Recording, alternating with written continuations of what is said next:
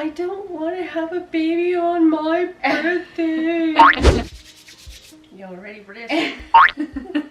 Alright, so welcome back to my channel. In today's video we are going to be recapping the birth of this here baby. I have my mom here because I need her to remember half of it, because I feel like you're not even like at your own birth when you're there. So need her so that we can remember half of what happened. If you haven't checked out my labor and delivery vlog, then I will leave it linked down below so that you can go and watch that. I woke up at 8:45 in the morning on my birthday, June 8th. Happy birthday. And this, of course, was the one day out of every single day in June that I did not want to have the baby. So I was laying in my bed and I was playing on my phone like I usually do, and then all of a sudden I felt stuff starting to come out. And it was just a little bit, and then I kind of just sat there, and then a little bit more. So I had to get out of bed and I walked to the bathroom. I started to call my mom. I was like, I think stuff's coming out, I'm not sure. And she was like, yeah, you're in labor. I was like, no, I'm not. What if it's just like pee? I didn't want to like call everybody and have them all show up here. I don't want to have a baby on my birthday. Yeah, I was on the phone with her and she was trying to convince me that no, Rayanne, you don't just pee like that. So then I called Alex on the phone while she was on the phone with me, and then I told him that my water had broken. We told him just to stay at work and we would figure it out and let him know. So I called the doctor, and of course when your water breaks they want you to come in right away. I was like, okay, fine, I will get ready. And of course I wanted my hair to be done and my makeup to be done because I wasn't going to be able to do that later, which now thinking about that was the stupidest thing. like we're literally sitting here and she's like, no mom, I've got to curl my hair. No mom, I'm just gonna do my makeup. And then she's doing her nails. I'm like, dude. There was a part, you asked me if I was having any contractions, and I said, no, I'm not having contractions, but I'm really hungry. And you're like, well, go eat because you're not gonna be able to eat for a while. And I was like, Mom, my main priority is my hair. I think it was about 4 hours that I took to actually get ready, do my hair, do my makeup. I was doing my nails because I still had the press-on stupid nails that I had on for my maternity shoot. And every time I would run my fingers through my hair would get stuck in my nail, and I was just like, no, I cannot be in labor and having my hair getting stuck in my nail. After all of that, it was about 4 hours before we finally walked out the door and headed to the hospital. And by then Mom was like, okay, let's go. Then we got into triage and they started monitoring me. She said that she was gonna go up and check me, which I had never been checked before because I was 37 weeks, well technically 36 weeks, 6 days at this point. So I had never even been checked before, and I was 3 centimeters dilated at this point. They decided to keep me because I didn't get my strep B test back yet. So I got it done on Thursday, and Monday I went into labor and they didn't have the results back yet. So because of that, they made me stay. So I had to go on antibiotics right away. So they made me stay and labor in hospital. Once we knew we were getting admitted into the hospital, we decided to tell Alex to come. So he went home after work, showered, grabbed some stuff and came in, and he actually brought us McDonald's because they told me that I could eat if I hadn't been induced yet. By about 5 o'clock, the contractions I feel started to get a little bit more intense. It wasn't to the point where I couldn't handle them, but I definitely started to feel it a little bit more. And then there was a point where I told Alex to come and start pushing on my back because I started to feel it really bad in the back area. And he was amazing. Every single time I was like, okay, contraction, he would come over and start like rubbing my back, and he was awesome. And it helped so much to have him do that. So we got admitted into the hospital at 4 p.m. And then by 5:15, I was contracting okay. And then it wasn't too long after that, 6:30. So from 5:15 to 6:30, it was going crap. So I progressed from 3 centimeters to 5 centimeters in that time frame. And then I started to cry. And things started to get a little bit more real and intense. And you can see that in the video where it kind of turns from me laughing and standing up and talking to starting to cry. And I don't have a video of it, but there was a moment where she wanted to check me, so I had to lay down on the bed, and laying down was the worst for the contractions. I felt like it got so much worse as soon as I laid down. And it hurt like a lot in your back. Yeah, it really did. And of course she's trying to check you at the same time. So it was just like, I remember bawling at that point. And I think that really kind of made Alex nervous. Oh yeah. Because I was really, really, really crying at that point. After that, the nurse was saying that it was so much better to go into the shower, and they have this like little chair thing where it's kind of like a bath that you can sit in. So they got me in the bath, and Alex would stand there with the shower head and just like hose me off for a while. But it was really hard to sit in there because the seat is kind of like domed, so you have to really like crunch your back to get into it. And I felt like that really hurt when I couldn't like stretch it out and like move from side to side, because I felt like that was really helping. So I didn't stay in there for very long. I think it was like 20 minutes. And then after we got out of the shower, I went back into the bed and laid down. And I would have a really hard contraction that felt like it was really low in my pelvic area, but I was so tired that I would have to contract and then I would literally just fall asleep. But those contractions when I was laying down in the bed were painful, and I didn't get a lot of the like screaming part. Not that I was screaming, but like the really heavy yelling part, I didn't get on camera. Most of it is just like kind of breathing it didn't through happen it. very often because I would check you. Yeah. And then I get the epidural. It went from like this, like the gremlins, you know, like the bad one. What is the one? The Spike guy? Yeah. Went from him back to Gizmo. Yeah. She was like, Hey guys! So mom. And she started talking. I was like, okay. I cannot believe the change. Get the epidural, they said.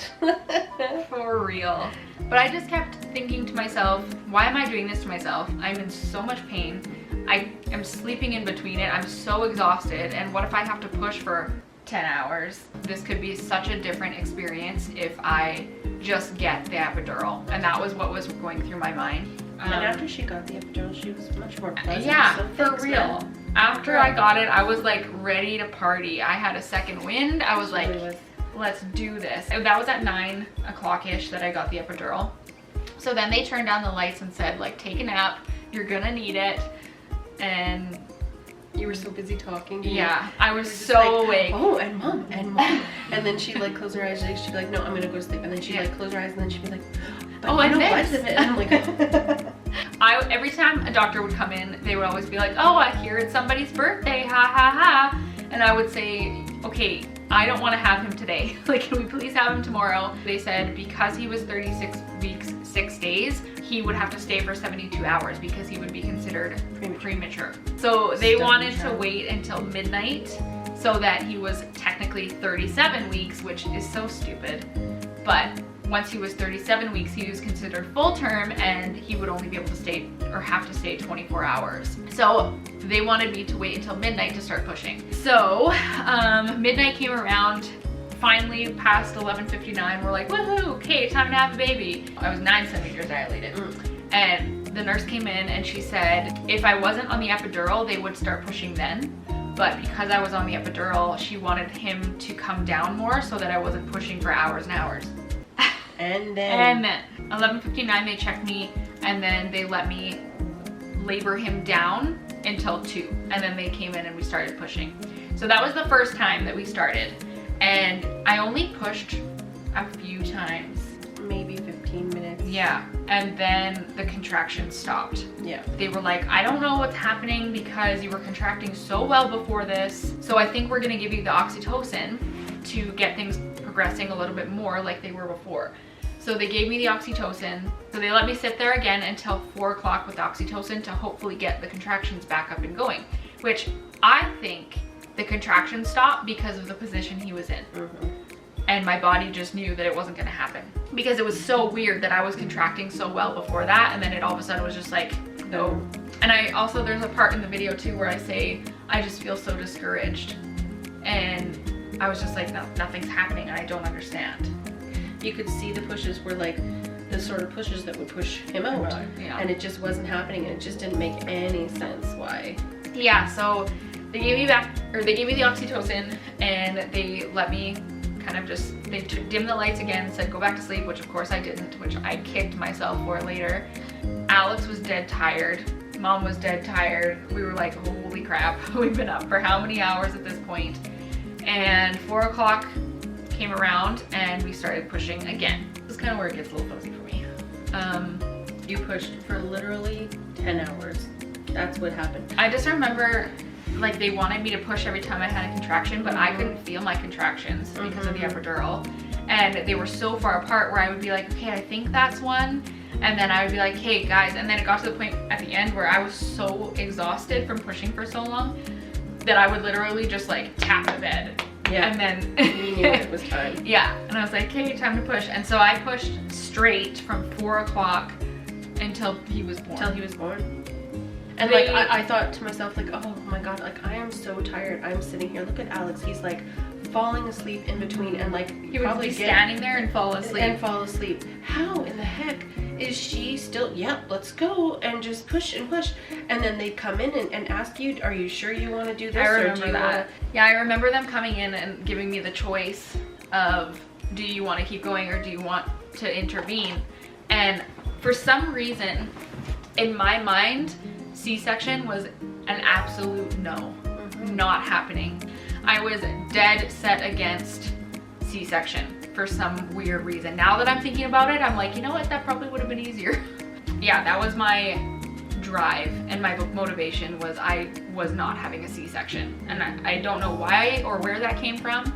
I went through like 4 doctors that would come in, but none of them could tell me what was going on. And I remember at the very end, I was so exhausted and so tired, and I just was bawling and saying, I don't understand what's happening. Can somebody help me? Because I was doing everything that I could. I was pushing, I felt like I was doing everything, and I was just so confused. And I was exhausted at this point, and nobody could tell me why he wasn't coming. And I was just getting really, really upset because the threat of C-section was getting closer and closer and closer with every hour.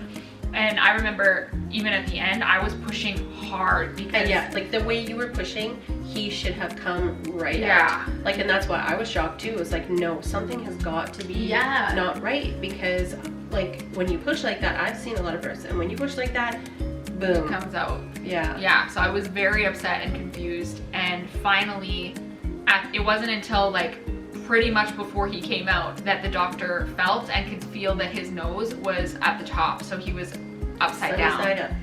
So that is why he was not coming out as well as he should have. When your water breaks, they normally only let you go 24 hours before they have to intervene and take the baby out because of the risk of infection for your baby and for you. But they actually let me keep pushing past that because his heart rate was completely fine. All of this didn't seem to hurt him at all. And I was still willing to push and wasn't completely exhausted. So she kept coming in and like checking like every 20 or so minutes, 30 or so minutes, coming in and saying, are you sure you want to keep going? I could hear in their voices that they were just like, are you sure? Like, it seems like you should probably stop. But I was like, nope, let's keep going. I just remember pushing and then falling asleep, and then pushing and falling asleep. And Alex was like, would come hold my leg and stand up and fall asleep while he was standing.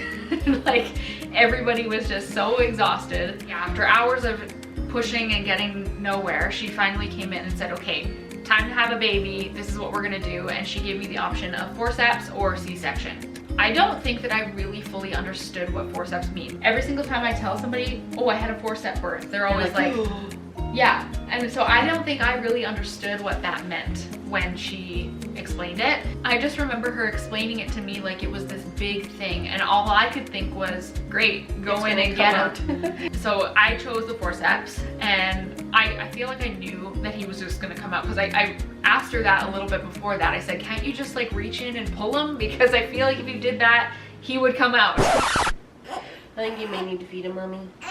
Sorry. All right, this is how we film videos now, I guess. So yeah, she explained to me all the risks of the forceps, and I, like I said, was kind of just like I don't care what risks there are, go in and get him. That's pretty much what my thought process was. Yeah, she said if we try to pull and he doesn't come, you're going for C-section. And at that point, like, I probably would have been like, okay, fine, you know, we've done everything we can at this point. Yeah. They started to bring everybody in because this is an assisted birth, they said. So that means that you bring in the NICU people, you bring in the anesthesiologist to give you more medicine. There was like so many people in there. All of a sudden, it was just like people came pouring in.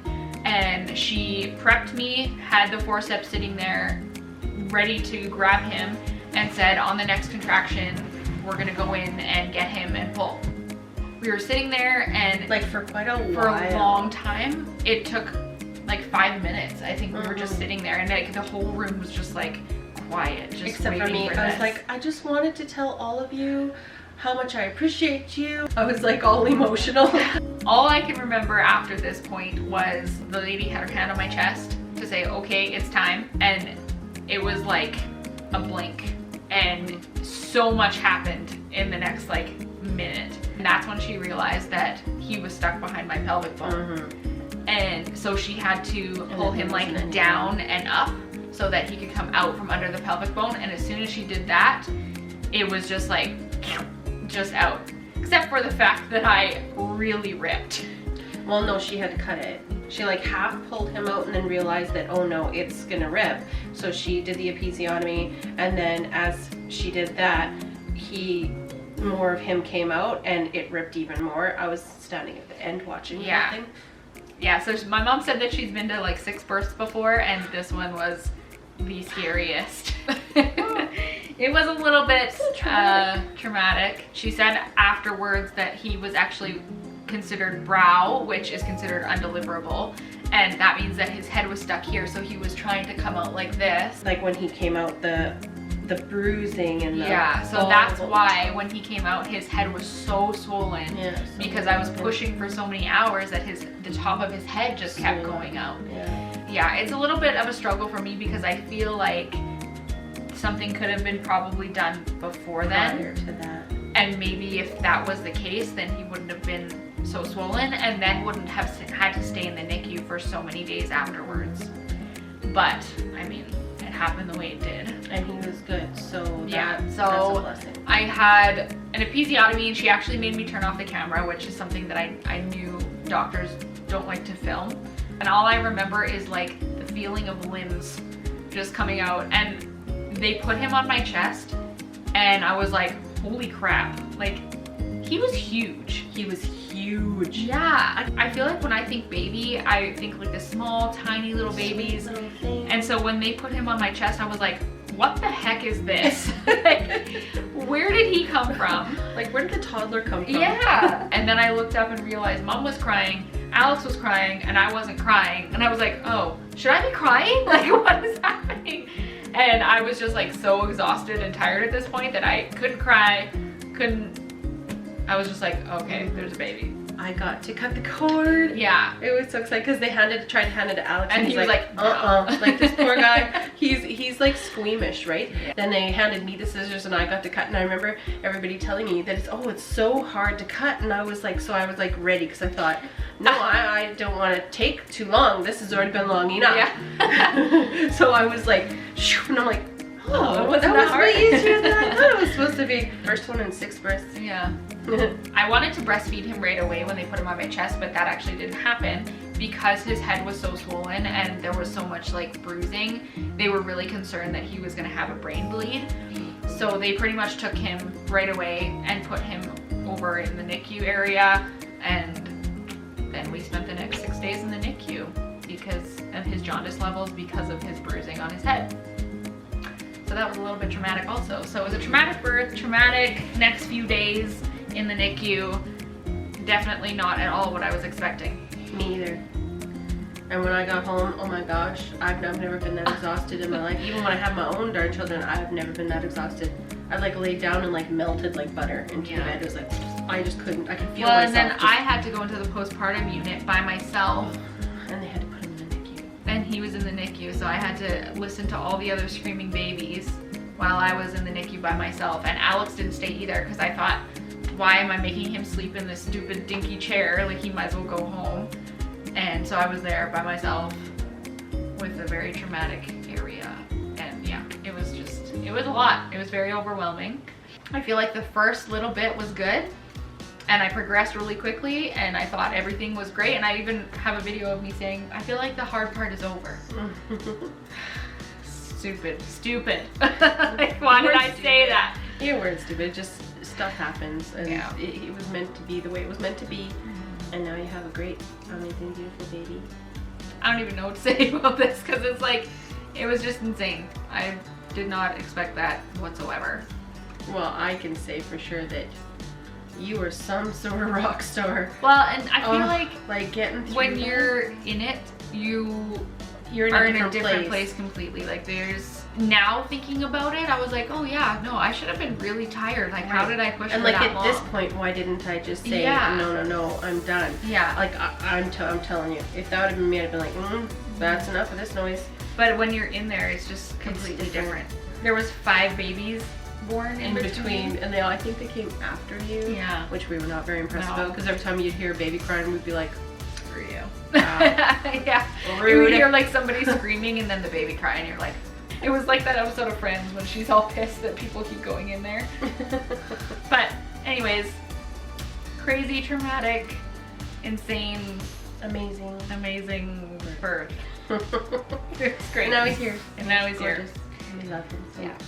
Let me know if you have any questions, if there's anything that we didn't answer in this video. Let me know below. Give this video a thumbs up if you liked it, and subscribe if you haven't already so that you can see. And tell all your friends to subscribe, I mean, because we're cool. Yeah. I will see you in the next video. Thanks for watching. Do the kiss thing.